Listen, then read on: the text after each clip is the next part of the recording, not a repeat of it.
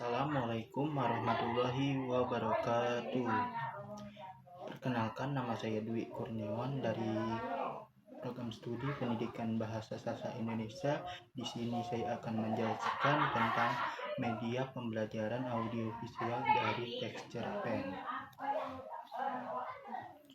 Yang kedua adalah kompetensi dasarnya. Menelaah struktur cerita pendek yang dibaca atau didengar.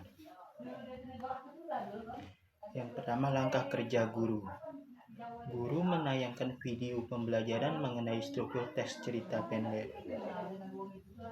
Sebelum mengetahui apa itu cerpen, langkah baiknya menyaksikan video ini. Yang pertama, pengertian cerpen. Karya sastra prosa fiksi yang ringkas, padat, dan fokus pada suatu peristiwa atau konflik utama yang dapat diselesaikan dibaca dalam sekali duduk, biasanya tidak lebih dari 10.000 kata.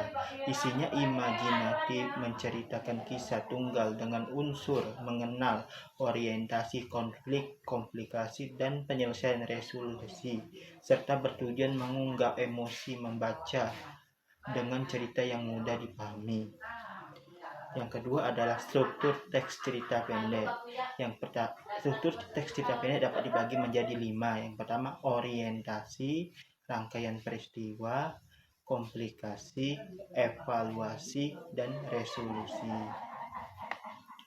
Yang pertama kita bahas orientasi. Cerpen berisi penentuan peristiwa yang menciptakan gambaran visual dari latar, atmosfer, dan waktu dari cerita. Di bagian ini kamu juga akan menemukan pengenalan para tokoh, menata adegan, dan hubungan antar tokoh. Yang kedua adalah rangkaian peristiwa. Pada bagian ini, kisah akan berlanjut melalui serangkaian peristiwa, satu peristiwa lainnya yang tidak terduga. Yang ketiga adalah komplikasi. Cerita yang bergerak menuju konflik dan puncak masalah, bertentangan, dan atau kesulitan bagi para tokohnya yang mengaruhi latar waktu dan karakter. Yang keempat adalah resolusi. Pada bagian ini akan mencarikan solusi dari masalah atau tantangan yang dicapai. Kamu juga akan mengetahui bagaimana cara mengarang dan mengakhiri cerita. Itulah materi dari cerita pendek. Yang pertama adalah langkah kerja siswa. Peserta didik membaca teks cerpen berjudul Kejadian Aneh di Sekolah. Langkah kedua, peserta didik secara berkelompok berdiskusi melalui chat WA menemukan teks cerita pendek yang berjudul Kejadian Aneh di Sekolah berupa orientasi, rangkaian peristiwa, komplikasi, dan resolusi.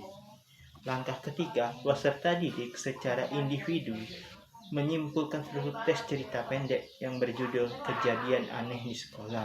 Langkah keempat, peserta didik menuangkan hasil analisis struktur cerita pendek yang berjudul Kejadian Aneh di Sekolah.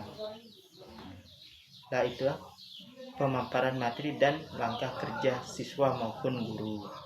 Kesimpulannya, penggunaan media audiovisual untuk teks cerita pendek adalah sangat efektif meningkatkan pemahaman, minat, dan keterampilan siswa karena menggabungkan gambar, suara, dan teks menciptakan pengalaman belajar yang menarik, kontekstual, dan tidak monoton, sehingga membantu memahami unsur cerpen, memotivasi membaca, dan efektif dalam pembelajaran sastra, serta menumbuhkan literasi.